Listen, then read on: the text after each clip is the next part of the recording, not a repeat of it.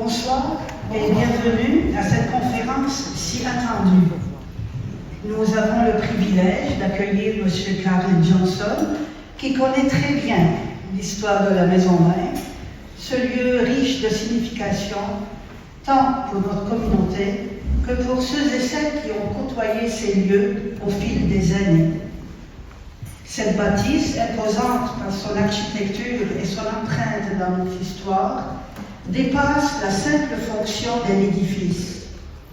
Elle est le témoin vivant d'un héritage spirituel et humain qui continue d'inspirer et de soutenir notre mission. Ce soir, grâce à M. Johnson, nous allons plonger dans les étapes fascinantes de sa construction, de son évolution et les défis qu'elle a traversés. Je vous invite à écouter attentivement, à poser vos questions et à apprécier pleinement cette opportunité d'approfondir notre lien avec ce lieu si cher. Je tiens à souligner que cette conférence est réalisée en collaboration avec la Société rimousquoise du patrimoine. J'invite M. Louis-Patrick Saint-Pierre, directeur général, à nous adresser quelques mots.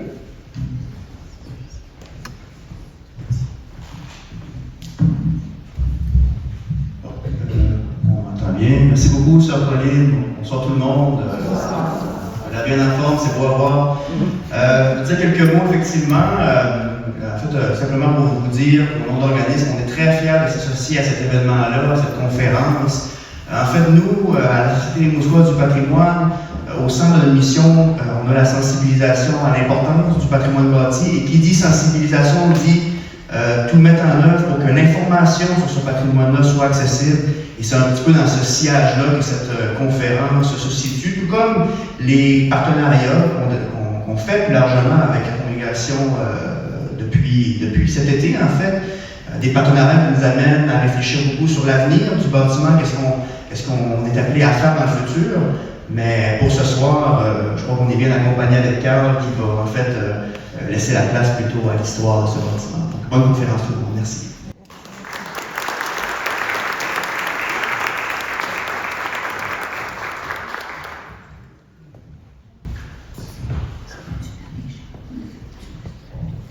Monsieur Carl Johnson est directeur général par intérim du Musée régional de Rimouski.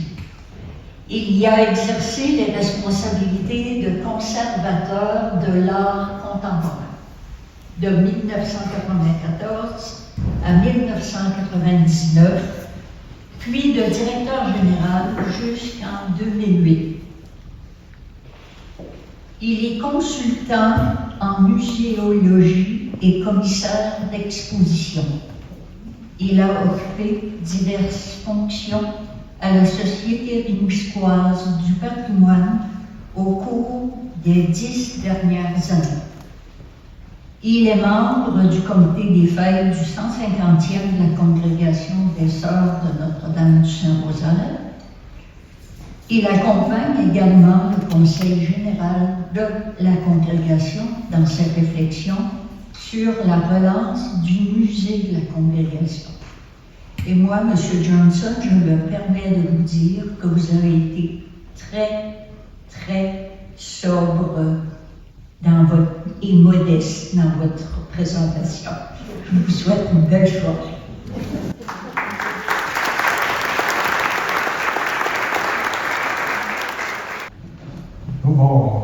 Bonsoir tout le monde.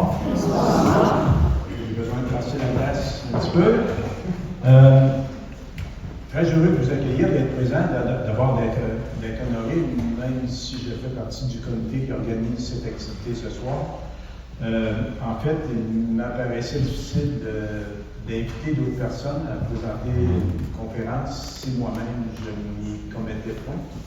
Alors, j'ai décidé, j'ai proposé, le comité a approuvé que je vienne présenter une conférence sur l'histoire de la Maison Mère.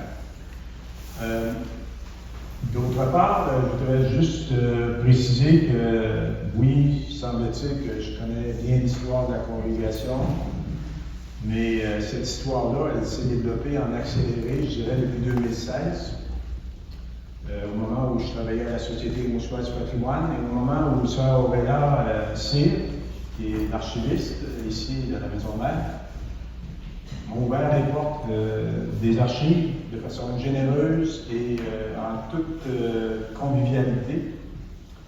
Je vous dirais qu'au début, j'étais un petit peu impressionné par le décorum qui existait dans cette maison. Mais tranquillement, je l'ai apprivoisé et Sœur Aurélia est devenue complice de mes recherches, de ma façon d'accéder à l'ensemble des informations qui étaient détenues dans les archives. Ce qui est extraordinaire aussi, c'est que ce travail-là, c'est Aurélia qui en est la gardienne présentement. Je me permets de la nommer Aurélia. Parce qu'il y a des sœurs qui l'ont précédé dans ce travail. Des sœurs qui ont préservé le patrimoine archivistique de la congrégation, l'ont accumulé, et d'autres sœurs qui ont travaillé à rédiger des pans de l'histoire de la congrégation. Comme Alain l'a dit il y a un mois, d'accéder à ces informations-là qui ont déjà été traitées, rassemblées par des prédécesseurs, nos prédécesseurs, c'est vraiment facilitant. Ça nous aide dans notre capacité de comprendre l'histoire et de la communiquer. Bon, en terminant, et avant de commencer, il y a peut-être des sœurs aussi qui connaissent bien l'histoire de la congrégation, donc peut-être que je vous en apprendrai peu.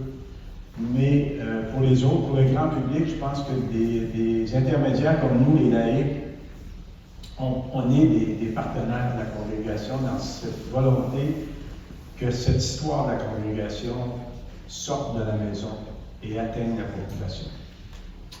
Alors voilà, merci. Je débute dès l'instant. J'ai appelé le titre de ma conférence « Une communauté sans domicile fixe en quête d'une demeure pérenne ». Donc, pour les sœurs, ça va, on connaît ça, il y en a d'autres qui le savent aussi. Et donc, j'y vais, je plonge. La congrégation a eu des débuts là, sans domicile fixe. En fait, vous m'entendez bien en passant? Oui. Donc, la congrégation des sœurs des petites écoles à l'époque a été fondée par Elisabeth Turgeon en 1874. De 1874 à 1907, les sœurs logent dans différents immeubles de la ville de Rimouski. Donc, dans un premier temps, elles occupent la maison. Alain nous en a parlé un petit peu lors de sa conférence, mais pour moi, c'était. Il m'a volé mon introduction, en fait. Je vais tout simplement dire ça, ça va être correct. Donc, la maison de Jacques Lepage, qui était située sur l'actuelle rue Jules-Adrien, donc du début de septembre 1874, une coquille, à janvier 1875. Deux années, ça va bien. Heureusement, on peut corriger pour déposer aux archives de la congrégation, bien entendu. Donc, la maison de Josette, ensuite, ils ont habité la maison de Josette et de Montmartin, qui est l'actuelle rue Saint-Germain-Est, sur l'actuelle rue Saint-Germain-Est, pardon, du 15 janvier au 12 octobre 1875. Je vais vous montrer les photos de la maison. On voit cette maison ici, qui est dans le coin où est le stationnement de chez Pull, présentement. Anciennement, le restaurant chez Pull, entre la maison du spaghetti et chez Pull, c'était dans ce secteur-là, du côté sud de la ville. Ensuite, elles ont habité la maison d'Antoinette. D'Antoinette Parent, sur la rue Saint-Jean. La rue Saint-Jean, c'est l'actuelle rue Jules-Abriand. En fait, cette maison-là est à peu près à l'endroit, en arrière du centre, ou presque en face du central de Québec Téléphone, où il est présentement. Ensuite, elles sont venues là où moi j'ai eu un beau parcours de vie, donc là où était le musée, donc la 3e église de Rimouski, du 20 octobre 1876 au 13 avril 1881, journée de l'incendie qui ravageait le séminaire de Rimouski. Donc les sœurs, à toutes les fois, dans ce cas-là, elles ont bougé, elles ont laissé la place aux séminaristes pour qu'ils puissent poursuivre leur enseignement, et elles se sont débrouillées. Et elles se sont regroupées dans la Maison Rouge, de briques rouges, donc sur la rue des Avocats, actuellement la rue de la Cathédrale. Et à l'angle de la rue Saint-Jean, donc c'est l'immeuble de Québec Téléphone qui autrefois a été aussi la compagnie de pouvoir du Bois-Saint-Laurent. Donc c'est là qu'elle était, cette maison-là, elle n'existe plus. C'est dans cette maison-là qu'Élisabeth Turgeon est décédée. Enfin, il y a un retour par la suite dans la troisième église de Rimouski, à partir du moment où les séminaristes quittent le musée parce que le séminaire a été reconstruit. Ils reviennent au musée de avril 1883 jusqu'à novembre 1907. Et lorsqu'elle quitte, en 1907, c'est pour venir s'installer dans la nouvelle maison mère. Je voudrais préciser que les Sœurs du Saint-Rosaire, leur deuxième immeuble où elles ont été le plus longtemps, c'est le musée. Donc ça explique pourquoi, au sein de la congrégation, le musée occupe une place de choix dans le cœur des sœurs. Les sœurs y habitaient et y enseignaient. Je vais vous montrer ici une photo. On voit une photo de la rue de la cathédrale de Paix de Justice. Et on voit la maison qui est juste ici, cette maison-ci. Ça, c'est l'ancienne Banque nationale. Faisant place, c'est la Galerie d'art de l'art parent, la ville de Rimouski dans les meubles. Donc ça, c'est tout de suite sur le coin de rue. C'est une maison comme un jumelé, c'est une maison double, et elles habitaient une partie de cette maison-là. On peut voir ici les 6 localisations, en fait les 5 lieux, 5 vrais lieux. Ici la première demeure, la deuxième ici, la troisième qui est en arrière ici, la quatrième le musée, 5e la maison de briques et 6e le musée. Si vous avez des questions, je me tourne souvent vers là parce que j'aime pointer, mais si vous avez des questions, je n'en ai pas, levez la main, puis je vais vous laisser la parole, surtout si c'est contextuel à l'élément que je suis en train de vous présenter.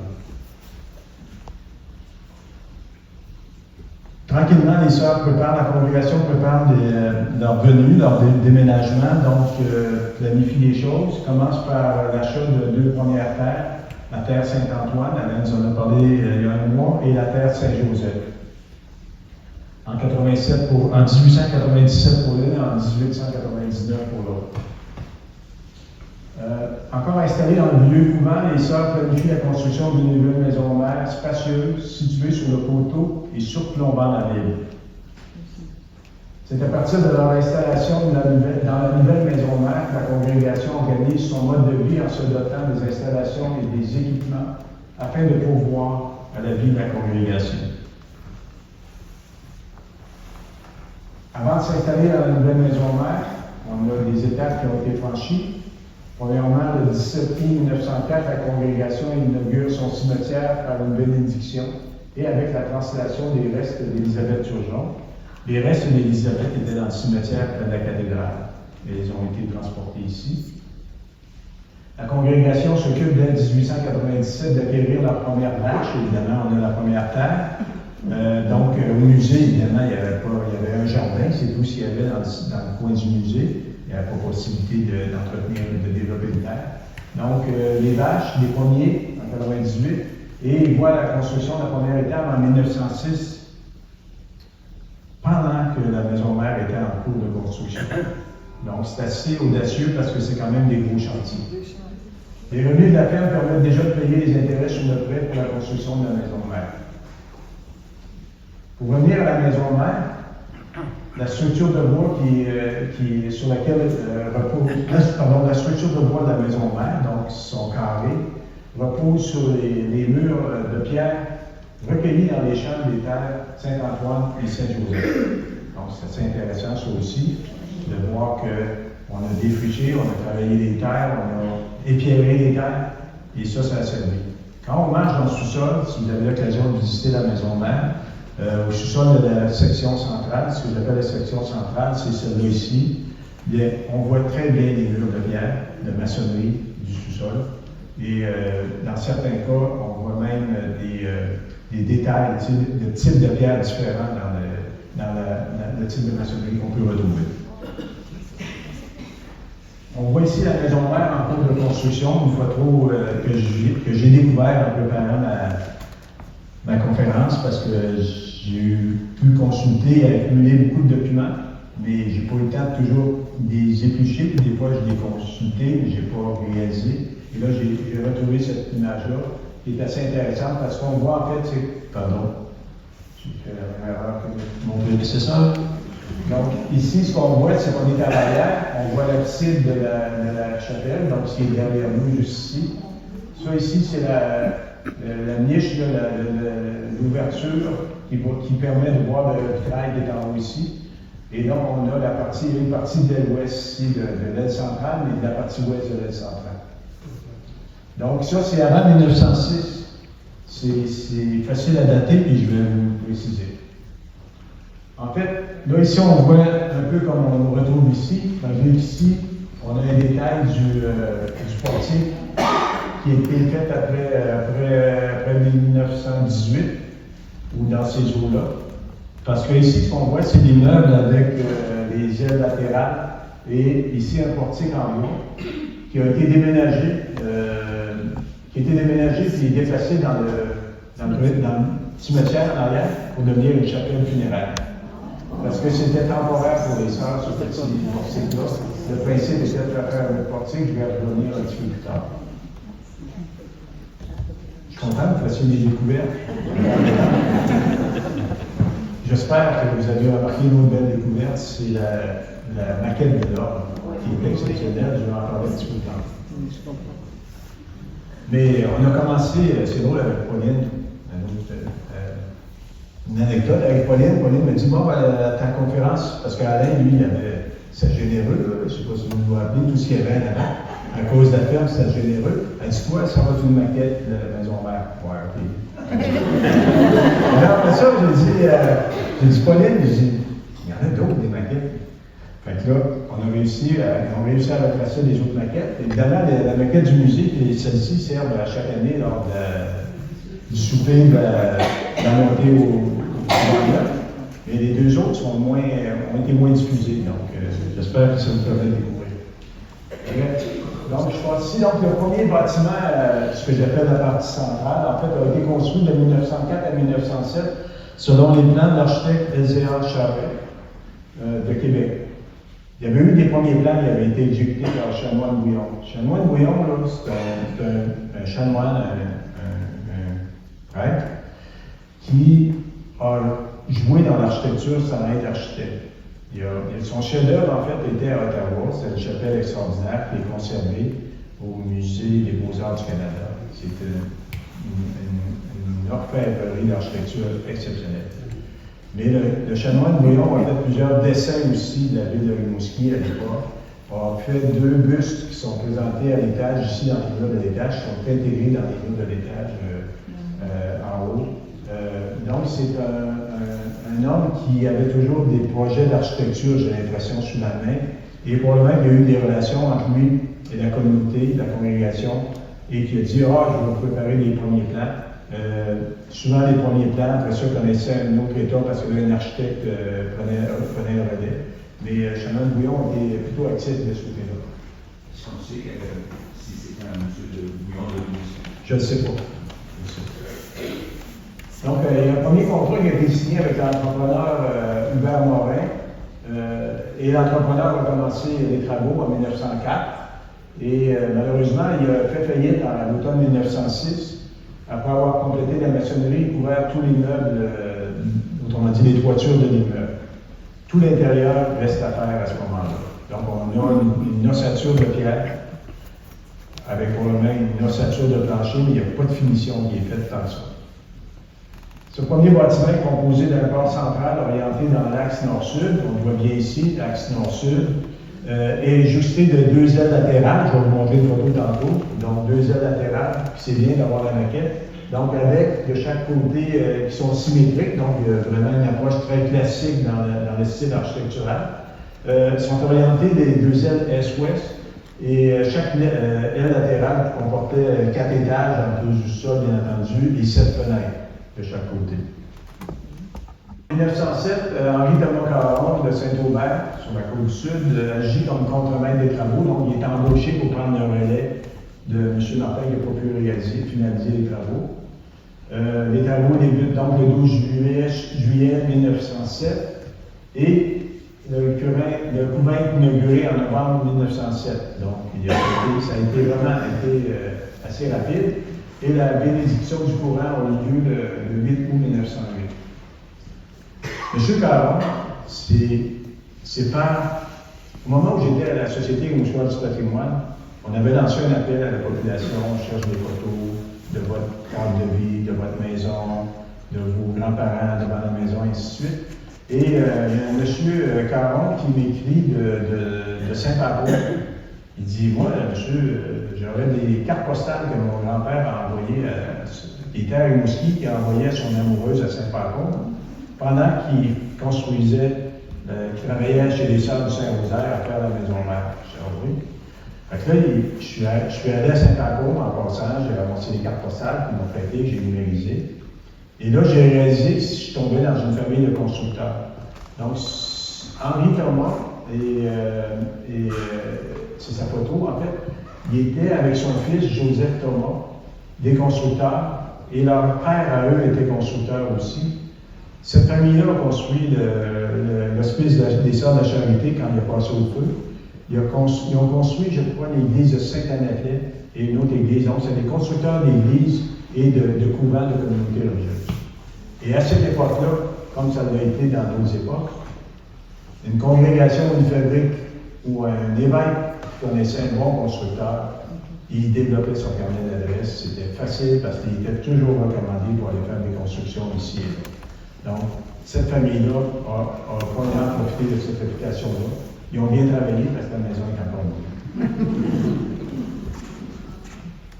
Donc, le portique original, ce qu'on voyait ici, on voit bien.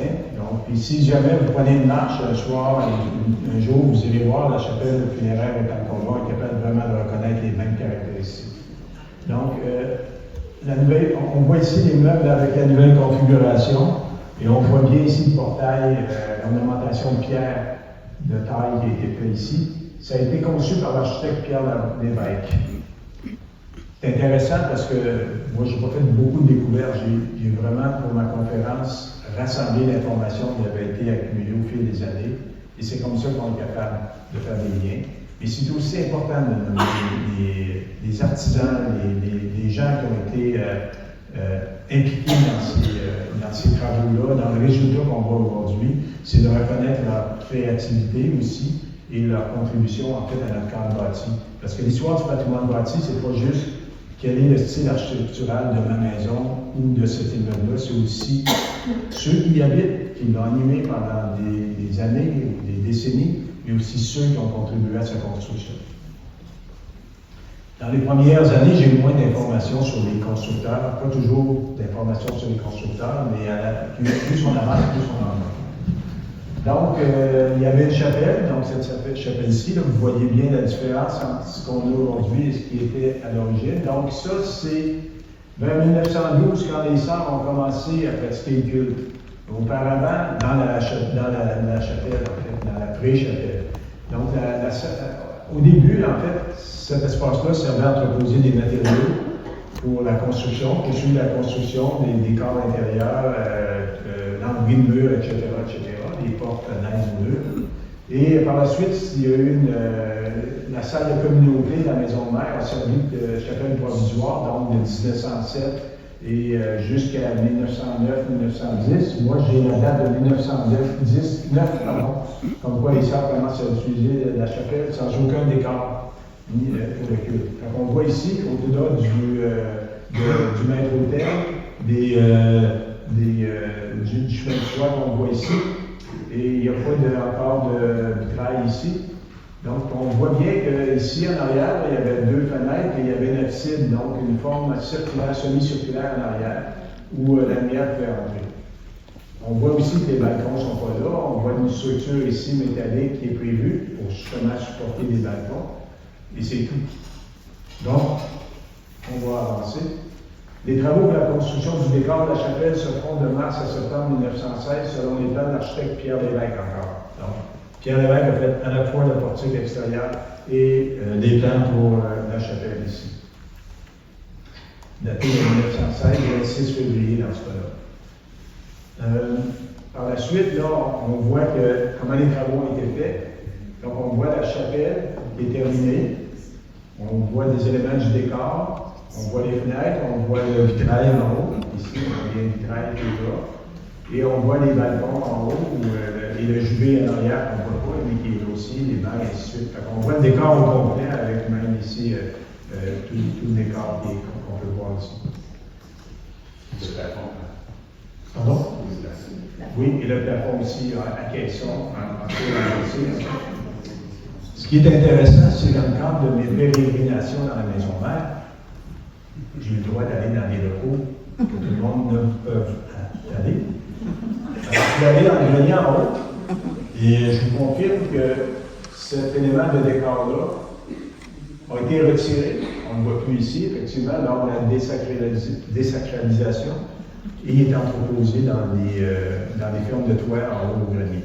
Alors, il n'a jamais été recensé dans la collection, mais ça va faire partie des éléments qui vont être recensés pour intégrer la collection, pour être préservés. Oui, c'est une belle surprise.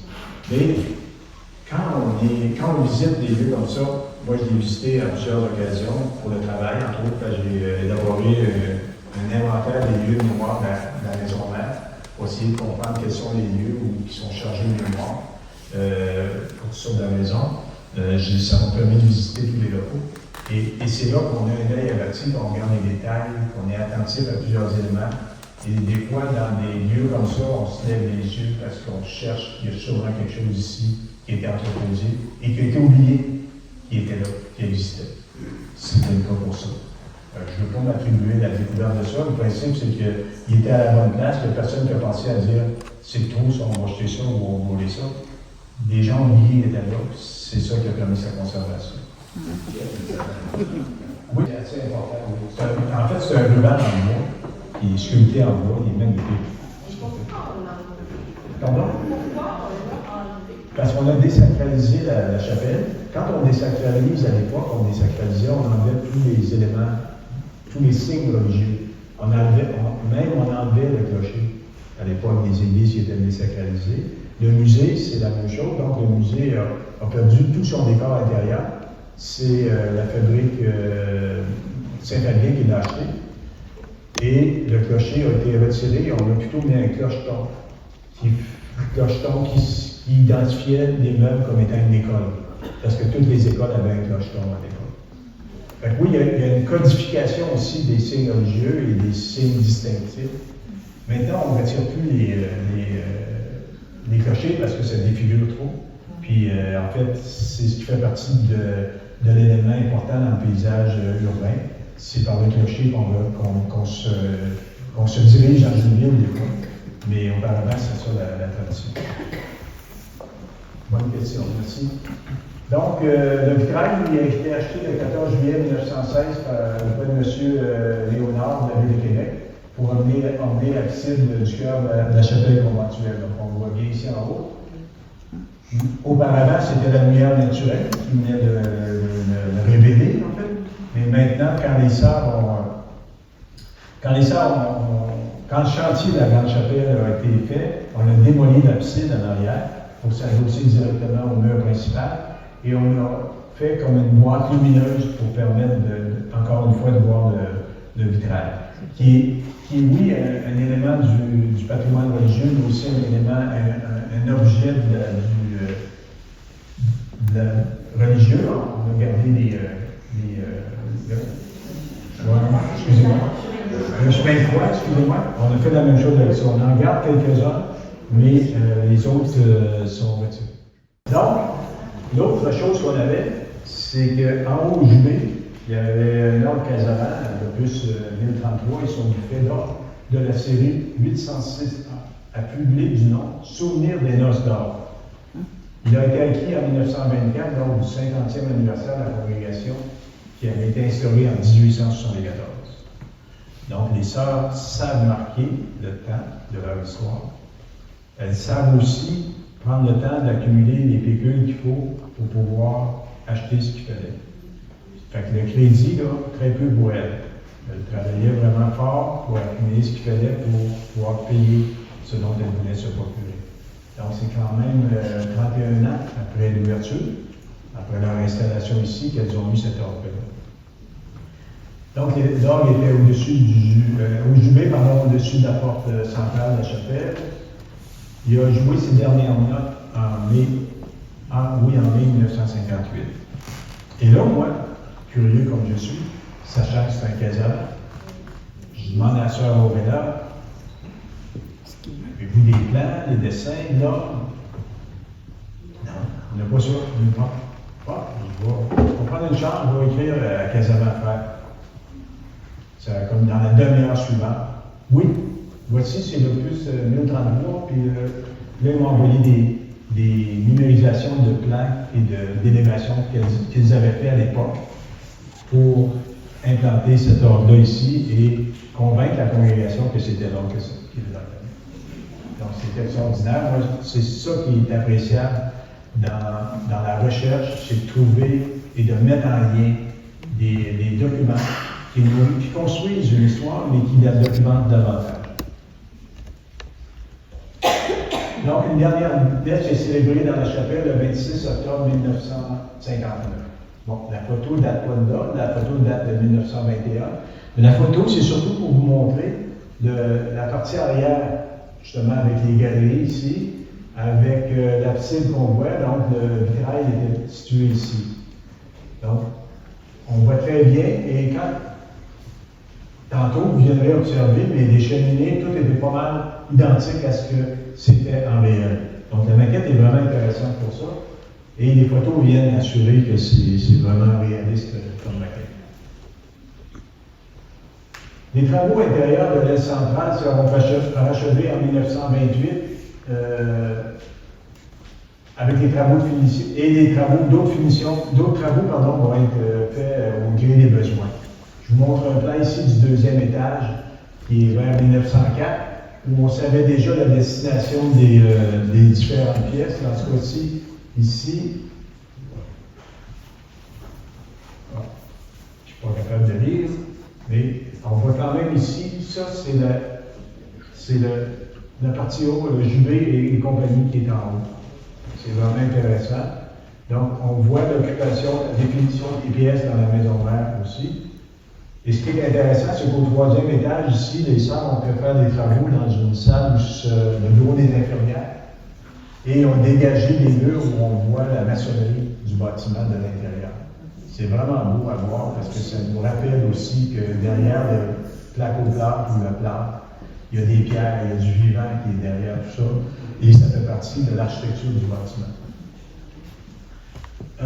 À l'origine, les deux ailes centrales comportaient chacune 4 étages. C'est ce qu'on voit très bien ici. Le corps central comportait 5 étages, en plus tout le temps, bien entendu, du sous-sol.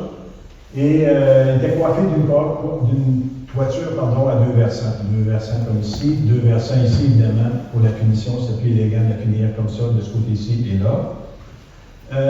La pierre de taille provient des carrières de Deschambault. Donc, ça en a pris des voyages. Probablement en bateau, en goélette, en voiture d'eau. Parce que là, il y en a eu tellement que c'est vraiment impossible avec la qualité des routes de l'époque que ça ait transité par les routes. Bien entendu, on est dans une congrégation religieuse, donc il y a des vocations, il y a des volontés de protection, de recevoir la protection. Donc, il y a plusieurs médailles qui ont été insérées dans les murs de la fondation du couvent. Bon, je y en nomme 6, là, je vous laisse les lire, là, mais ça a marché l'affaire. On est capable de s'en occuper aujourd'hui. La société laïque est capable de la prendre en charge, cette maison-là, parce que ça marche. On dira ce qu'on donne, ça marche. La pierre angulaire gravée d'une croix est visible à la gauche de l'avancée de l'entrée principale, de ce côté-là. Elle a été bénie le 11 septembre 1904. Donc, souvent, les pierres comme ça, elles ne sont pas bénies, elles ne sont pas installées quand tout est fini, parce que c'est souvent dans le bas. Parfois, il y en a quelques-unes, des épigraphes dans le haut qui apparaissent. C'est toujours à l'étape de la maçonnerie qu'on fait ça. Et la bénédiction, c'est souvent lié au moment de la pause ou proche du moment de la pause. Parce que là, on était juste en 1904 et ça venait de commencer les chantiers. Heureusement, elle était basse, parce qu'elle est presque au niveau du sol. Il y a une croix qui surplombe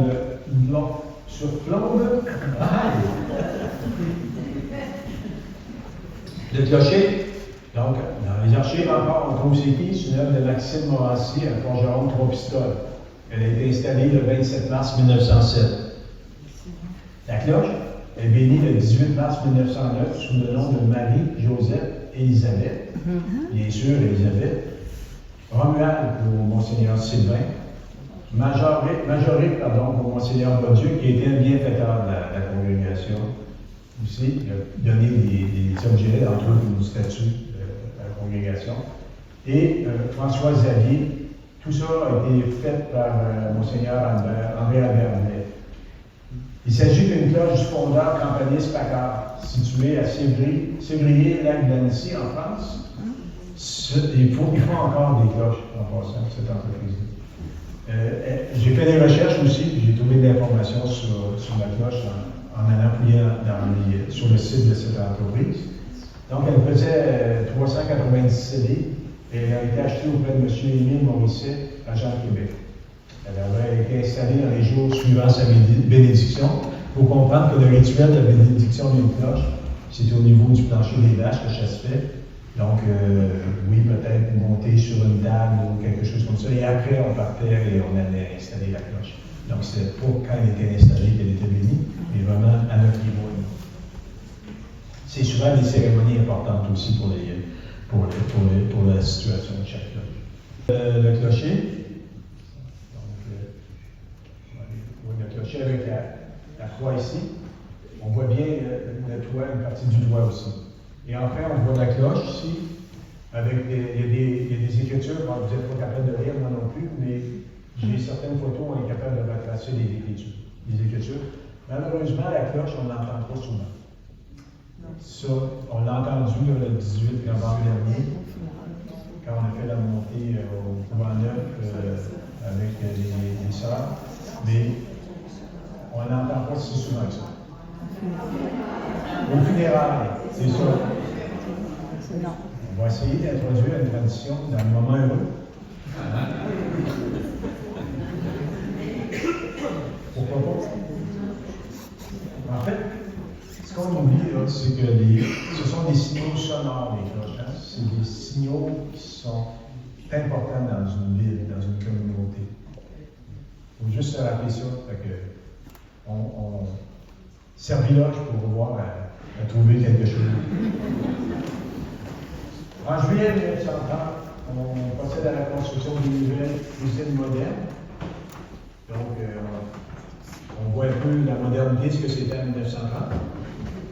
Mais quand même, c'est une avancée importante. Là, il y avait quand même beaucoup de sœurs qui habitaient à ce moment-là la congrégation. Donc, c'est important de nourrir toutes ces personnes-là, d'avoir des équipements de qualité. Ensuite, on s'est occupé aussi de notre foi en tant que congrégation.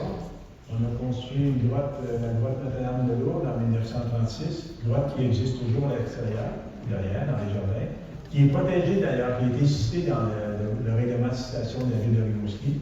Donc, elle est protégée, elle ne peut être démolie, elle doit être entretenue à perpétuité. En 1940, la congrégation est devenue à l'étroit en raison de la croissance du nombre de sœurs composant la congrégation et des différents besoins, bien entendu, ajoute l'aile Est, donc l'aile Est qui est de ce côté-là. Les travaux préparatoires sont exécutés à l'automne 1939. Les travaux de construction sous la responsabilité de l'entrepreneur Jean-Georges Dubé, débutent en avril 1940 et se terminent en avril 1941. Ça a été rapide comme travail, comme chantier, là, vraiment, c'est exceptionnel. C'est sûr que c'est un moins gros chantier que l'aile ouest de la chapelle et la nouvelle cuisine, mais quand même, ça a été assez efficace. Je veux vous montrer ici un portrait de M. Dubé.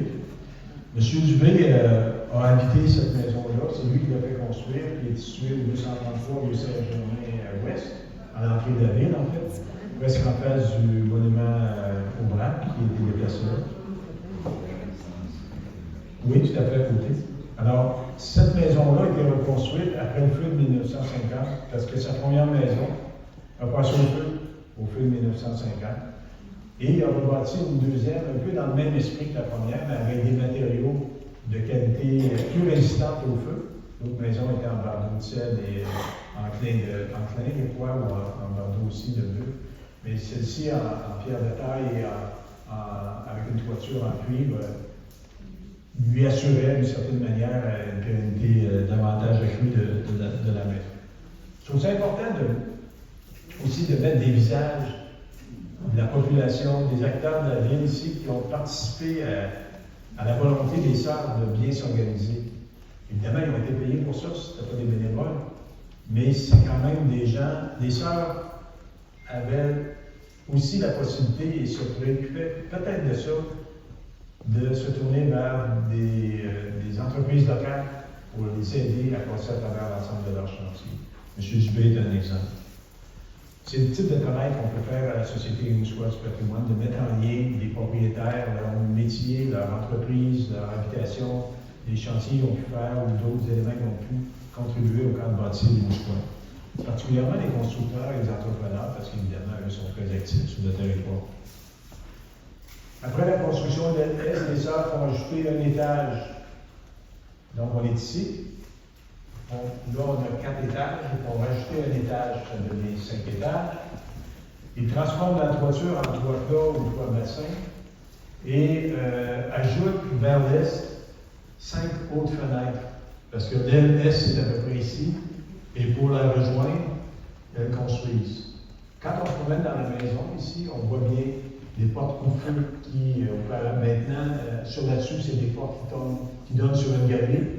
Quand on est dans la maison, on est dans le corridor, on sent très bien l'épaisseur de la maçonnerie, du mur de maçonnerie, et on sent les portes coupe-feu. Donc, on reconnaît les limites du pavillon central par rapport aux ailes latérales. Excusez-moi. Donc, on voit bien ici l'aile Est qui est ici, qui a été rajoutée. On voit aussi ici, vous voyez la toiture et l'étage supplémentaire qui a été rajouté, le 5e étage. Ici, on voit la limite du bâtiment du pavillon central qui est là. Donc, vous descendez ici comme ça. Donc, il y a eu ça, ce rajout-là qui a été fait pour permettre de réunir les ailes ensemble. Et là, on est dans le début d'un grand complexe beaucoup plus vaste dans lequel on prévoit, parce que si on le fait comme ça ici, vous voyez ici l'entrée principale de l'aile Est, comment elle reprend la logique ici. Donc, les architectes ont travaillé à reproduire le plus possible l'esprit classique du premier bâtiment et à prévoir, comme c'est souvent le cas, une approche symétrique. Donc, cette version-là ici, qui est encore là, ne sera que temporaire, on apprendra un petit peu plus tard. Et ici, derrière, on voit la cuisine qui avait été construite en 1930. Donc, elle n'était pas si grande que ça quand même. En 1958, les sœurs ajoutent l'aile ouest. Ici, la chapelle inaugurée le 18 novembre 1959. La chapelle est là, tout comme l'aile ouest d'ailleurs, et la nouvelle cuisine, c'est là d'Albert Leclerc. Albert Leclerc, il a eu son bureau pendant plusieurs années sur l'avenue Évêché. C'était l'immeuble ici, qui était un duplex, qui était agrandi en façade avec un mur rideau et qui a une entrée assez grandiloquente, une belle entrée. Par la suite, ça a été le bureau des avocats Boudreau, Roy Boudreau et compagnie, bref, plusieurs, dont Reine-Marie. Ça a été leur bureau.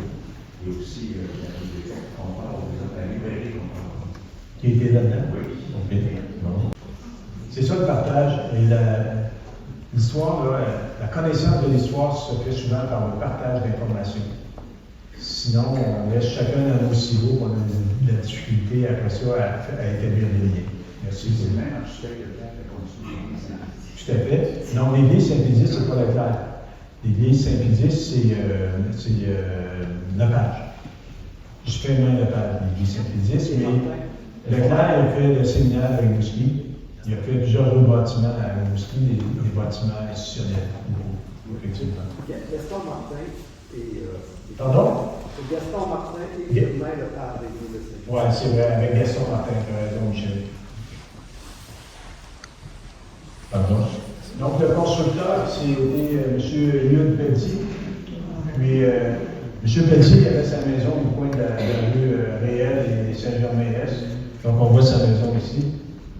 Une maison qui a été malheureusement défigurée par un propriétaire qui a fait de multiples logements là-dedans et acheté des éléments architecturaux inappropriés. Mais c'est ça la vie. Des fois, le bâtiment évolue. Peut-être que quelqu'un va reprendre ça un jour et rétablir des valeurs architecturales. Mais au moins, la maison reste debout et n'est pas abandonnée comme certains immeubles dans l'industrie. Avec l'ajout de l'aile ouest, encore une fois, les sœurs font aussi ajouter un étage à la partie ouest de l'aile centrale, transformant alors la toiture en toit plat ou à bassin. Donc, le même principe, vers là. Et ajoute aussi 5 fenêtres de large, pour vous montrer ce que ça donne. Là, on voit en fait un immeuble en pleine complétude, donc tout est là. L'aile est, l'aile centrale, ou le pavillon central, on va en parler la division entre les deux pavillons. L'aile ouest, des galeries ici, de l'autre côté, des cours intérieures, ça permet d'aménager avec la nouvelle cuisine des cours intérieures. Et chaque côté, pour relier chaque aile, ce qu'on voit là, c'est des ailes de transition qui arrivent ici derrière, de ce côté-là de la chapelle et de l'autre côté de la chapelle. Et toute la chapelle en arrière, qui assume son volume, son plein volume, vers le sud. On voit tout le reste. Vous comprenez que ma conférence ce soir, elle ne traite pas de l'ensemble du complexe congrégationnel, mais davantage de la maison mère et de son évolution. Il y en aurait tant à écrire et à dire sur toute l'histoire des propriétés de la congrégation. C'est une histoire qui est en partie écrite et qui est peu divulguée. Là, les prochaines générations, les prochaines étapes, c'est de travailler à divulguer, à creuser cette histoire-là, à rassembler les éléments et à poursuivre cette histoire. Le chantier pour l'agrandissement de la maison mère comprend en plus de l'aile ouest une nouvelle cuisine, une nouvelle chapelle alignée avec l'ancienne chapelle et l'aile centrale, ainsi que 2 ailes de transition, comme je le disais. Le chantier montre aussi un défi architectural et structural tout à fait inédit dans la maison mère. Et là, c'est intéressant parce qu'on parle toujours du même architecte qui a travaillé ça. Ici, la modernité fait alors son apparition et se marie fort bien au style classique de la maison mère. Juste pour vous montrer, en fait, le défi que ça a pu représenter. On voit ici la structure métallique de la nouvelle chapelle. La maison mère, c'est de la maçonnerie avec des poutres de plancher, des colonnes comme ça, un par-dessus l'autre. Là, on est vraiment dans un autre univers où là, on a besoin d'une capacité importante pour dégager l'espace central. Il n'y a aucune colonne dans la chapelle. Alors, regardez ici, il y en a. Là-bas, il n'y en a aucune. Évidemment, l'ingénierie avait avancé. L'usage des matériaux, le béton aussi avait avancé beaucoup. Il est devenu du béton structurel davantage que du béton pour supporter. Donc, ça a permis ça. Donc, je trouve que c'est une image très éloquente de ce qu'on peut constater ici. Donc, on voit ici le corps arrière qui est où la sacristie se situe présentement. Et ici, c'est la voûte qui se prépare avec toute sa capacité d'être si élégante en hauteur. Donc, on voit ici le début de la toiture qui s'installe, donc probablement des éléments pour permettre l'installation de la toiture et la construction, bien entendu, en 1958. On voit ici justement la boutique qui a été démolie. Donc ça, ça donne à l'ancienne chapelle, une partie de la structure de la nouvelle chapelle, l'aile de transition est, qui est l'aile est. Donc on voit quand même tout le chantier, ce que ça peut représenter. Et le chantier était suivi régulièrement. J'ai trouvé beaucoup dans les archives. Ici, il y a une pause là-dedans, c'est stagé, comme on dit dans le jargon, mais les sœurs étaient très présentes et suivaient attentivement. Des notes de suivi de chantier, des notes historiques sur la construction. Telle journée, on a vu telle affaire, on a donné notre OK là-dessus. Ça, on veut commenter, puis on va leur revenir 2 jours plus tard. Vraiment, là, beaucoup d'informations, ce qui montrait que c'était bien fait et bien planifié, bien entendu. C'est ça qu'on devrait faire tout le temps avec ça. En fait, je pense que la petite erreur qu'ils ont faite, c'est qu'ils n'ont pas donné de cours sur le suivi de chantier pour les personnes qui voudraient se faire construire. Mais elles auraient été bonnes là. Il y avait des sœurs économes. Il y a plein des sœurs économes qui connaissent leur affaire aussi, qui sont succédé dans ces congrégations-là et qu'elles ont suivi attentivement tout ce qui se passait. Prend la forme d'un décagone, c'est-à-dire qu'il y a 10 côtés. Le chœur est composé des 3 premiers côtés. La nef est définie par 2 côtés latéraux. Et enfin, le vestibule à l'arrière forme avec les entrées 3 autres côtés, ce qui fait 10 en tout. Dans la chapelle, il y a 3 arcs de cœur qui représentent le diadème de Marie. Chaque arc évoque un mystère du rosaire. Celui de gauche représente la nativité, celui du centre la crucifixion, et enfin celui de droite évoque le couronnement de Marie. Le décor intérieur reflète l'influence du style d'Ombello. La décoration a été réalisée sur la maison Barzetti et frères, qui était localisée à l'époque à Saint-Ville, qui est devenue Charlebourg et qui maintenant fait partie de Québec. C'est au nord de Québec. Elle comporte également 2 jubés à l'arrière. Et là, on a, sur l'un de ces jubés-là, on a l'ordre Pels. Aujourd'hui, Pels et Van Leeuwen. C'est l'opus 444. Pour ceux qui ne connaissent pas les ordres, moi le premier, chaque ordre a son numéro. Ça s'appelle opus et les numéros. C'est facile de retrouver l'histoire parce que les entreprises conservent les archives de ces ordres-là. D'une part, pour pouvoir éventuellement préparer des pièces de remplacement s'il y a des bris majeurs, et d'autre part aussi pour assurer l'entretien régulier auprès des propriétaires si besoin était. Avec l'orgue, puis on voit bien sur la maquette, tantôt vous pourriez venir l'observer avec vous, on voit bien l'orgue, donc l'orgue est ici, son buffet est là, et ici ce sont les gradins où pouvaient se tenir les choristes, justement. Donc les choristes, alors que l'organiste faisait dos à l'assemblée, les choristes pouvaient voir l'assemblée. Je ne sais pas où ils pouvaient placer le miroir, mais il devait avoir un petit miroir parce que c'était la commission. Il devait avoir un petit miroir, mais le miroir est là. Il n'est pas là, mais il est beau et en haut, il est là, c'est ça. Là, ce qui est drôle, une affaire, j'ai pas mis de photo de ton père. L'ordre a été vendu par M. Bertrand Ross, qui était propriétaire du magasin Meubles Bertrand Ross, qui était sur la rue Saint-Germain à Rimouski. Les meubles ont été malheureusement démolis. Puis Alain m'a nourri. Alain partage beaucoup de choses. Alain, c'est un chercheur, il est hyper généreux dans ses découvertes. Puis il a lu le journal de son père, qui fait état, qui se rappelle d'avoir vendu cet ordre-là.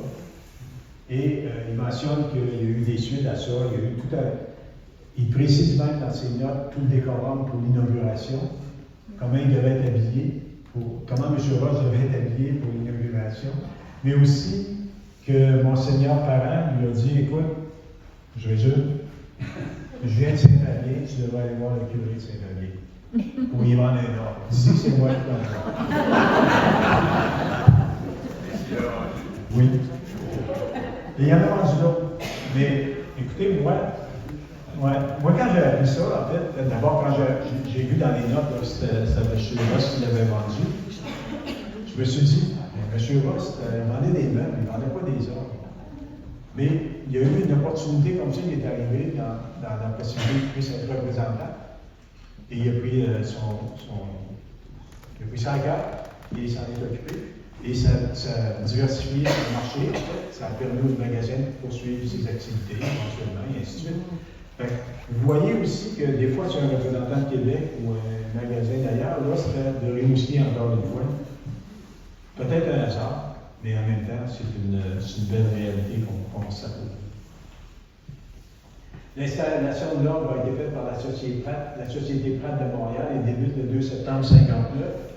Les travaux des ministéries sont réalisés par la maison Nilus Leclerc à Lubec. Alors, il faut comprendre que ça ici, c'est des travaux importants dans les ministéries, tout cet aspect-là. Donc, c'est sûr que c'est tout préparé à venir accueillir ça. La soufflerie aussi, qui se trouve là, en partie là, c'est ça qui est important. C'est à ça que ça sert le buffet d'or, donc de maintenir les tuyaux d'or, mais en même temps d'avoir toute la capacité d'avoir l'alimentation pour l'air. La bénédiction de l'ordre se fait le 17 novembre 1959, en début de soirée, lors d'un grand concert inaugural. avec moins de détails qui sont dans les archives en passant. Le chœur est orné d'un triptyque central de mosaïque représentant les mystères glorieux à gauche, douloureux au centre et joyeux à droite. Les mosaïques ont été réalisées par Guido Lazzarelli, professeur de beaux-arts de Florence. C'est quand même, hein? Je vous disais qu'il aime ça travailler avec le monde d'ici, mais des fois, il y en a ailleurs. Le tombeau du maître-autel contient les reliques de Saint-Mathieu, Saint-Jean-de-Bœuf et de Sainte-Rose de Lima. Le tabernacle du maître-autel a été changé en 1963 pour un autre plus grand. Probablement que là, il y avait trop de monde à Ness, fait qu'on dit là, ça va pas être ouais. Ensuite, le tombeau de l'hôtel Saint-Joseph, celui qui est à droite, en regardant dans le cœur, contient les reliques de Saint-Jean l'Évangéliste, de Saint-Charles Garnier et de Saint-Pilicis. Pourquoi je vous mentionne ça? C'est que ça fait partie de la logique de la chose, de la piété de la congrégation. Donc, c'est important d'avoir ces éléments-là ici. Souvent, nous, les laïcs, on oublie que ces reliques-là existent, tout comme des médailles enfouies ici et là. Mais ça fait partie, ça, de l'histoire, de la richesse de l'histoire aussi d'une congrégation. Ça va faire partie de notre défi aussi, à partir du moment où la grande chapelle sera désacralisée. Qu'est-ce qu'on va faire avec ces reliques-là aussi? Ça va être des éléments qui sont à prévoir dans les prochaines décennies, on va dire. Le tombeau de l'hôtel Saint-Dominique contient les reliques de Saint-Dominique, de Sainte-Maria Goretti et de Saint-Gabriel allemand. Les 4 verrières de vitrail de la nef sont l'œuvre de Maurice Max Ingram, qui est un verrier français et concepteur renommé de meubles et d'accessoires de décoration. Il faut dire que M. Leclerc, l'architecte, était en contact avec ce monde-là aussi. C'était aussi des fournisseurs de M. Leclerc ou des partenaires de M. Leclerc dans la construction d'immeubles conventuels ou églises paroissiales. Souvent, les architectes, on le voit dans l'art public aussi, dans l'histoire de l'art public, les architectes retravaillaient à l'époque, dans ces années-là, avec les mêmes créateurs autour d'eux, parce que ça devenait comme une équipe qui se comprenait rapidement et facilement et qui était capable de bien définir la commande et de bien s'assurer de la bonne livraison. Donc, le 15 jours en soirée, en 1958, Monseigneur l'archevêque Charles-Eugène Parent préside la cérémonie de bénédiction de la pierre angulaire, qui est de ce côté-là.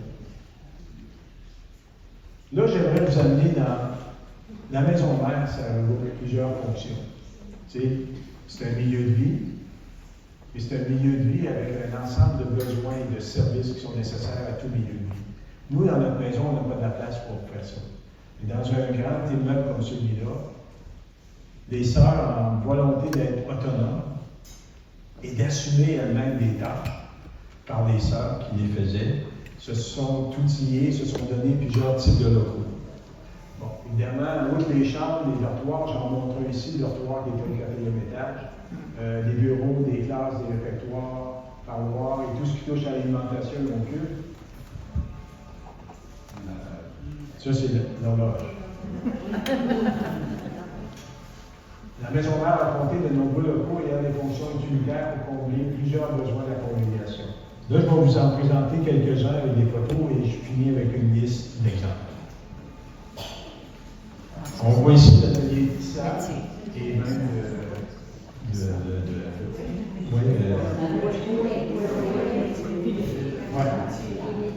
filage. Oui, puis le tissage. Donc, il y avait ça ici parce qu'évidemment, on essaie de. Le principe, c'est de se fabriquer ce qu'on a besoin. C'est pas d'aller acheter, c'est de gérer nos actifs financiers en fabriquant ce qu'on a besoin.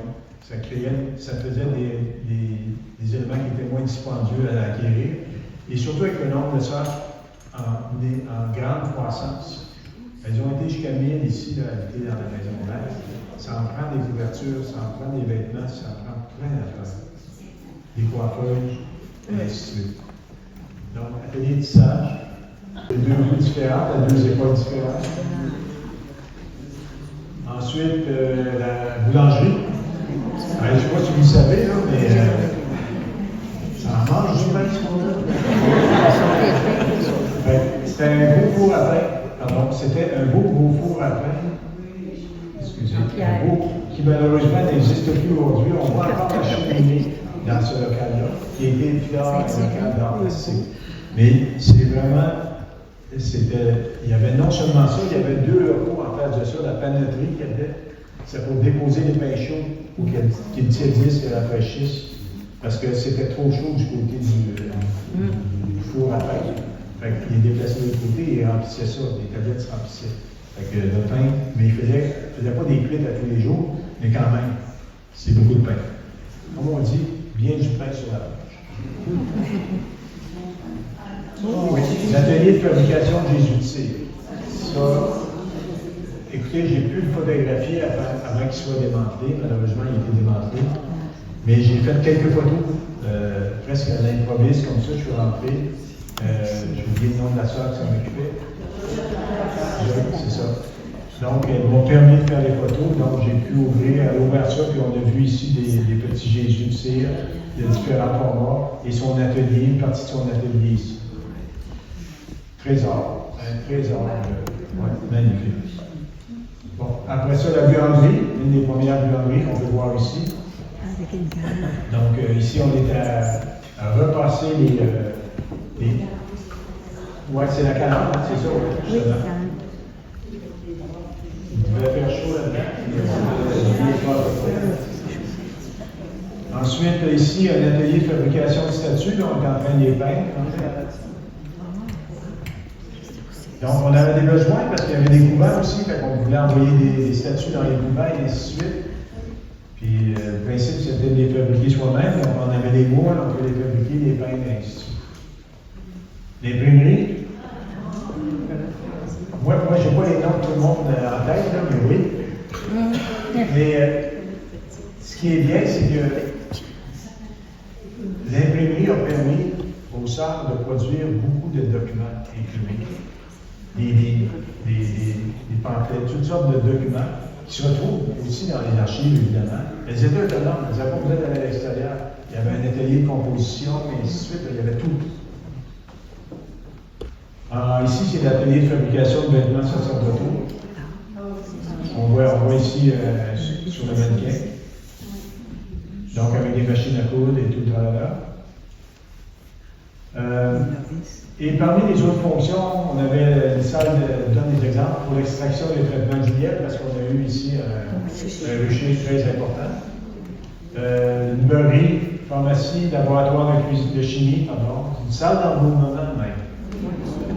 Dépôt des costumes, salle de costumes, teinturerie, atelier des arts plastiques, studio de photographie et chambre noire, ça aussi. Donc, il y avait une photographe, des photographes, peut-être. Quand les sœurs avaient besoin d'une photo ou quoi que ce soit, la sœur s'en occupait. Un bureau de poste, une bibliothèque, on oublie ça, là, mais c'est tous des éléments que nous, on voit ici, là, qu'on retrouve ici, là, en ville, mais elle souhaitait avoir ça dans leur maison. Et là, on arrive au contemporain, l'aile ouest 2, une aile pour la santé. Donc, avec le vieillissement des sœurs, on a besoin d'une aile de santé se dessine. La congrégation fait alors une démarche pour la planification de la construction de ce bâtiment. La confection des plans est confiée à la firme Pour et Savard, Gilles Coquille, architecte. La construction débute en 2009. Inauguré en 2011, cet immeuble est l'un des premiers dans l'Est du Québec à respecter les principes du développement durable, LEED. Il favorise l'efficacité énergétique en utilisant la géothermie et les énergies solaires. Ça, c'est l'expression de nos jours de l'audace de cette congrégation, qui a choisi d'investir en étant consciente de cette planète et de ses capacités. Oui, il y a une économie financière à long terme, mais c'est un coût très important quand on fait la géothermie. Mais ça a fait partie de... On part de ça, on part du musée, on s'est promené tout partout en ville, on se construit quelque chose de pérenne, et même, je ne serais pas surpris d'apprendre que dans la tête de celles qui ont pensé ça en 1904, 1905, 1906, il y avait la volonté d'avoir un grand complexe comme on trouve aujourd'hui, c'est-à-dire au moins les zones latérales. Enfin, c'était des visionnaires, elles l'ont été. Et ça se poursuit encore aujourd'hui. Une coupure de presse du soleil où on mentionne que c'est un courant éco-énergétique et durable qui est dans l'Est du Québec. En 2011. Aujourd'hui, il n'y a pas une phrase qu'on ne dit pas sans dire écologie, éco-énergie. En 2011, c'était pas si fréquent que ça. Oui, ça commençait, on en parlait, mais c'était pas aussi accusé qu'aujourd'hui, aussi important. Un aigle d'une grande importance, et c'est là qu'on arrive ce soir. En raison du vieillissement des sœurs qui forment la congrégation, leur nombre diminue et cela devient un déclencheur en vue de prévoir les prochaines étapes de la vie de la congrégation.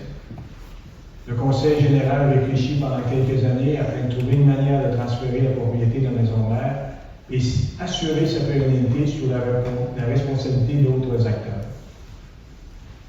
Ce travail de longue haleine se fait accompagner de représentants de Serviloge, entre autres, et une décision est finalement prise. Le 20 mars 1924, l'année de leur 150e, et on se sent juste aimé. La congrégation vend la propriété de la maison mère à l'organisme Serviloge qui verra sa requalification dans les années à suivre. Donc, on voit ici la photo de la maison mère, la nouvelle qui est sortie. Au-delà du montant qui est annoncé, c'est le principe qui est mentionné là. C'est le principe de, voilà, nous, on a fait un bout de chemin dans cette maison-là. Vous, Société d'Aïe, voulez-vous nous accompagner dans les prochaines étapes?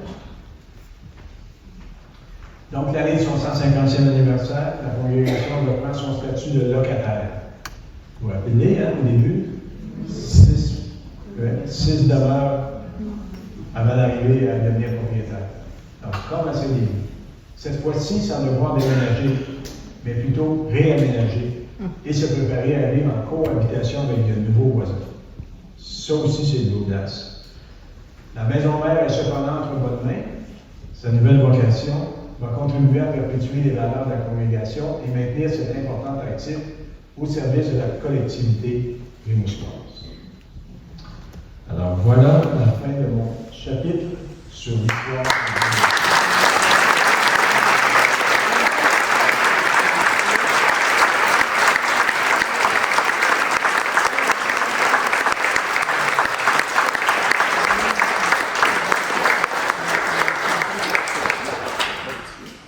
Alors, question? Oui, madame? Oui, peut-être. C'est un sans fil, hein? Oui. Okay. Ça va permettre à tout le monde, en fait, c'est pas pour comprendre, malgré que des fois je l'aurais dit, mais c'est surtout pour permettre à tout le monde de comprendre votre question. Merci beaucoup. Très, très intéressant. J'aimerais ça que vous nous donniez quelques points de repère de la congrégation aujourd'hui. Oui. Combien êtes-vous? Où en êtes-vous? Ça, c'est pour moi qui peux répondre à ça. Je suis il, pas elle. Oui. Oui. La question, c'est comment êtes-vous et combien de vous représentant à la maison? Dans la maison, nous sommes 157 dans la maison ici. Mais en tout, dans la congrégation, c'est environ 200. Bon. Il y a une petite collectivité qui habite dans le Maine. Pardon, au Maine. Oui. Et une autre plus grande. Au Honduras. Au Honduras. Nicaragua, Guatemala. Oui. Oui. Il y a quelques maisons aussi à l'extérieur de la maison mère qui sont ici au Québec. Oui. À Montréal, à Québec, Sainte-Anne-de-Beaupré. Oui. Et dans la Gaspésie, il y a. Les sœurs sont à logement. Oui. Et dans la Gaspésie, c'est à l'est. Barachois. Barachois. Juste pour vous dire comme ça, on va avoir une conférence d'ailleurs qui va suivre en janvier sur les sœurs et l'enseignement. Donc la mission d'enseignement de la congrégation. Et là, vous allez avoir beaucoup d'informations sur l'étendue du champ d'action de la congrégation à travers les territoires. C'était très intéressant, bien sûr. Mais moi, j'aurais aimé avoir des chiffres un peu C'est sûr que j'aurais aimé savoir, d'abord, quand même, quel prix les serfs ont payé pour les deux fermes, les deux terres.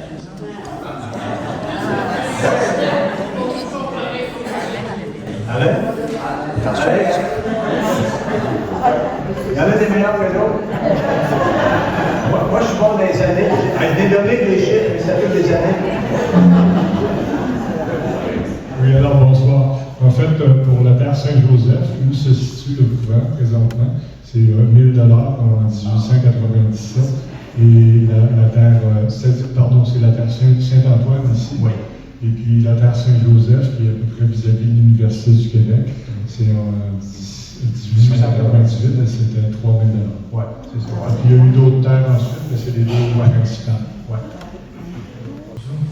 La congrégation a commencé en 1974 dans des conditions très modestes.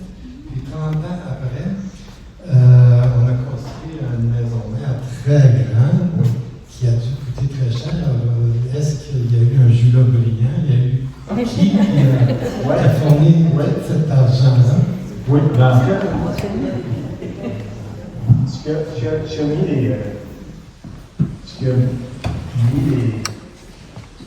les racines dans tout ça, il y a eu un lien d'abord de Monseigneur Langevin, un lien important de Monseigneur Langevin à l'époque. Et aussi, comme on le voit, ils ont dû emprunter parce que, et elles se sont mis rapidement au travail pour rembourser cette dette-là. Donc, la ferme a servi aussi pour faire entrer de l'argent, pour nourrir la congrégation, mais faire entrer de l'argent, parce qu'elles ont commencé à vendre des virtuailles. Et ça a aidé beaucoup, justement, à permettre de rembourser les prêts, probablement. Il y a des entrepreneurs aussi qui en ont prêté de l'argent. Pour pouvoir avoir le contrat, ils ont prêté de l'argent à la congrégation, faisant beaucoup confiance à la congrégation aussi pour être remboursé. Il y a probablement plusieurs éléments, je n'ai pas toutes les informations, qui ont permis justement de rassembler cette capacité financière-là, d'apporter ça. Mais elles ont sûrement été actives par la suite pour solliciter les familles, éventuellement, de s'assurer que les revenus rentrent pour assumer leurs responsabilités par rapport à ça. Mais elle n'a pas eu facile non plus en 1907 en rentrant ici, il n'y avait rien de réglé de ce côté-là. C'était difficile quand même, les conditions de vie n'étaient pas idéales. Il manquait beaucoup de choses dans la maison mère. Alors, il faut se rappeler qu'ils partent du musée, ils sont 51, 52, 53, maintenant à monter ici. Mais là, c'est grand, pour 52, 53 personnes. Ils ont ce qu'il faut pour elles, ou à peu près. Mais après ça, quand les sœurs s'ajoutent, ça prend d'autres matériels, des lits, des meubles, des ci, des ça, tu sais. Puis la cuisine, organiser une cuisine, et ainsi de suite. Fait que ça a été vraiment, d'après moi, ça a été très évolutif, tout ça. Oui, puis la perception qu'on a, qui est souvent celle-là, c'est que, ouais, elles sont riches parce que, regarde, c'est un gros bâtiment, puis ils l'ont eu facile. Mais non, ça s'est fait. Ça s'est fait à dur labeur, cet acquis-là. Puis ça, c'est important de se le rappeler. Et c'est quelque part c'est difficile à comprendre aujourd'hui, effectivement, de voir comment elles ont pu se doter de ça, parce que nous, on voit le produit final. Eux autres, ils ont été le temps, la moitié finie jusqu'en 1928 aussi. Fait que quand il y avait de l'argent, ils passaient à une étape, ils faisaient soit un niveau, soit une demi-aile, ou des choses comme ça, pour le finir, pour pouvoir aller l'habiter. Fait que c'était vraiment pas l'hôtel de luxe. Est-ce que les sœurs avaient une rémunération comme enseignantes? Oui. Oui, mais écoute. Oui, est-ce que les sœurs avaient une rémunération lorsqu'elles enseignaient dans les écoles? Oui.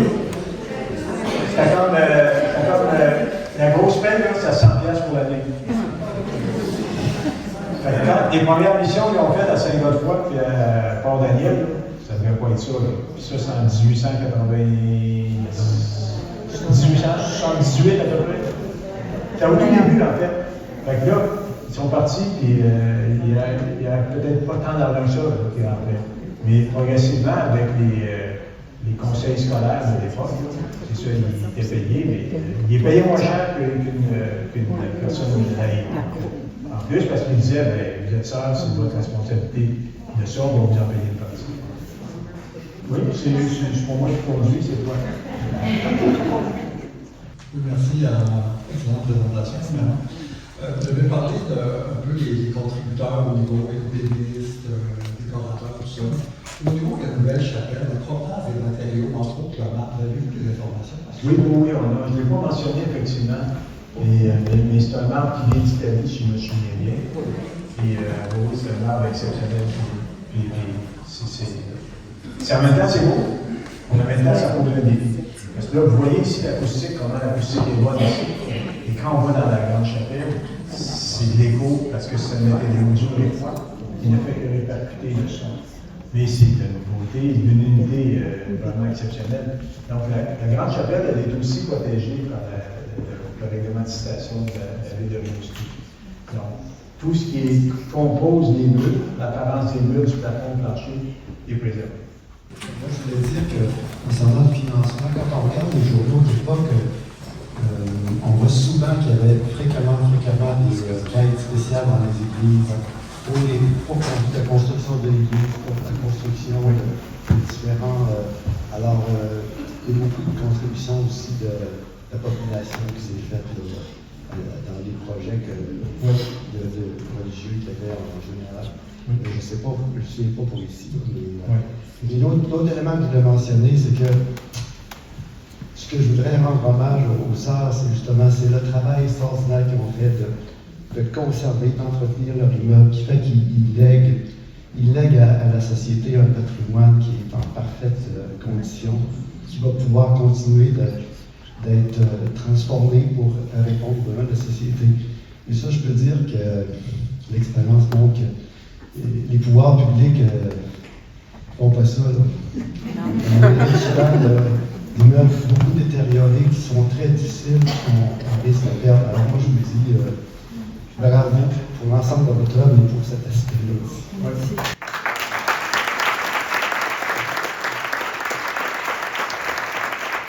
On confirme que tout a été payé maison. Mais le séminaire, il y en a été payé. Moi, je peux dire que nous, les sœurs, on n'a pas eu d'octroi qui sont venus du public, je ne crois pas au point de départ.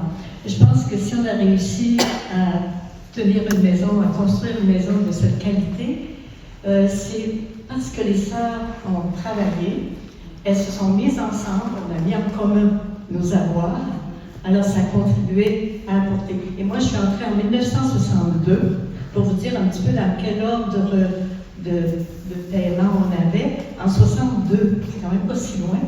Et puis, on était 5 dans une paroisse et on nous disait, on vous donne 4 000 piastres pour l'année. C'est ça. On avait 4 000 piastres, on était 5 sœurs qui enseignions. Et alors, oui, c'est 800 $ par année par personne. C'est ça. C'était pour l'ensemble des 4 ou 5 sœurs. Alors, je pense que ça a été aussi, on a été vraiment très réservés dans nos dépenses personnelles. Au niveau des vêtements, ça ne nous en prenait pas trop, parce qu'on avait un costume. Et alors, tout ça, ça a contribué à ramasser peu à peu l'argent qui était nécessaire. Et même chose pour la nourriture. Alors, la nourriture, on avait une bonne nourriture, mais on avait ce qu'il fallait sur notre terre pour... et puis, il y avait des économies de ce côté-là aussi. Alors, je peux vous dire que ça a été vraiment la réussite de la communauté, la mise en commun de nos avoirs, et qui était très minime dans le temps. Quand les syndicats sont entrés dans les années 70, là, on a eu des salaires à peu près égaux aux laïcs. Mais merci. J'ajouterais en fait, c'est que la congrégation, c'est sûr, quand je vous dis, là, il y a une archiviste, il y a eu des prédécesseurs, en cuisine, c'était des sœurs aussi, avant qu'il y ait des employés. Là, maintenant, il y a une équipe d'employés, mais auparavant, c'était des sœurs pendant longtemps. On voyait toutes les photos qu'on voit, là, des locaux, c'est des sœurs qui font des choses, qui font les travaux. Donc, les sœurs apprenaient, Et il y avait des sœurs avec des obédiences, c'est ça, les obédiences? Oui. Les obédiences, c'est des responsabilités. Fait que là, il y en a qui étaient cuisinières, d'autres boulangères, d'autres qui étaient infirmières, pardon. Cordonnières. Ah oui, on est à la cordonnerie aussi. Donc, vous voyez, c'est ça, c'est que on trouve. Ouais, les novices, c'est sûr, ça me tue les vœux. Les autres, elle voulait faire partie de la gang, fait qu'elle en faisait déjà. Mais c'est ça la vie en communauté. En fait, chacune se partageait les responsabilités. Comme il y avait un conseil général qui lui aussi était nommé par la congrégation, et ainsi de suite. Tout le monde trouvait sa place là-dedans. Ça comme une chaîne avec des maillons, de nombreux maillons. Et on s'assurait qu'il n'y ait aucun maillon manquant dans la chaîne. Et là, tout pouvait avancer. C'était une force tranquille dans ce sens-là. C'est ça qui fait qu'aujourd'hui, on reçoit ça aujourd'hui, en 2024. Cet immeuble-là, on reçoit cette propriété-là collectivement, même si c'est un organisme non lucratif qui le reçoit. Moi, dans ma tête, c'est moi comme collectivité Rimouskoise, c'est nous collectivement qui recevons ça. Et on a la responsabilité de s'en occuper pour les générations futures. Mais le modèle est inspirant du côté de ce que les sœurs ont vécu. Je me tais là-dessus. Et je vous remercie beaucoup de votre écoute.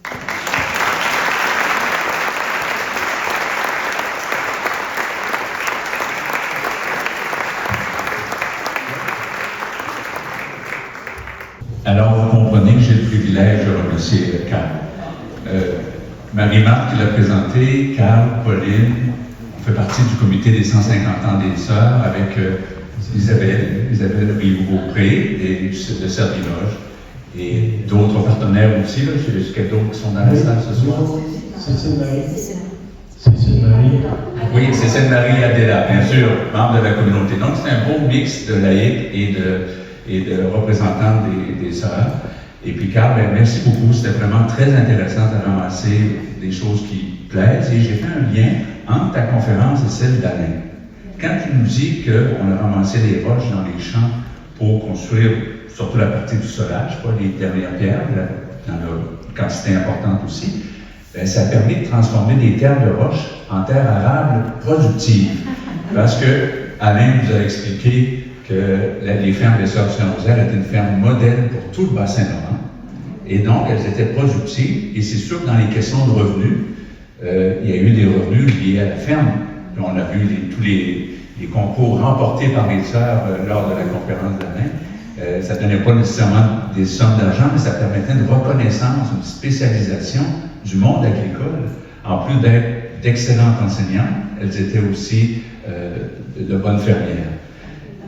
Carl, je veux dire aussi que moi, je t'ai connu comme journaliste, tu étais au musée régional, puis je ne te connaissais pas beaucoup. Alors ça, ce comité-là des 150 ans, souvent, la référence d'un gars d'équipe, là, une personne d'équipe, un gars, parce qu'il y a des femmes aussi, bien sûr, quand on reconnaît quelqu'un qui aime le travail en équipe, qui collabore en équipe, un des indices, c'est quand on dit « Hey, sais-tu, il faudrait demander le point de vue à Carl là-dessus. » Quand les gens de l'équipe sollicitent ton point de vue, ça, Carl, ça vaut l'or, c'est bon signe. Alors, pour moi, ben, je te remercie à la fois par les membres du comité du 150e. On apprécie ta présence, tes recherches et tout le travail que tu fais avec les sœurs. Et pour nous qui venons de l'extérieur, les laïcs, ben, c'est très pertinent tout ce que tu nous apportes. Merci pour tout.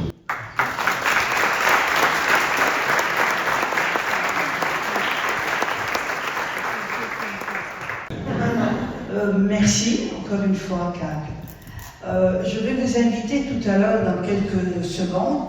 Vous pouvez venir voir les maquettes de plus proche. On a un album de photos aussi. Ce soir, avec la conférence de M. Johnson, c'était la dernière activité avant Noël. Alors, je vais vous souhaiter des joyeuses fêtes et on se revoit en janvier. Alors, prenez un temps aussi pour discuter entre vous, de venir voir en avant, de parler avec Carl, avec les sœurs de la congrégation. On vous aime.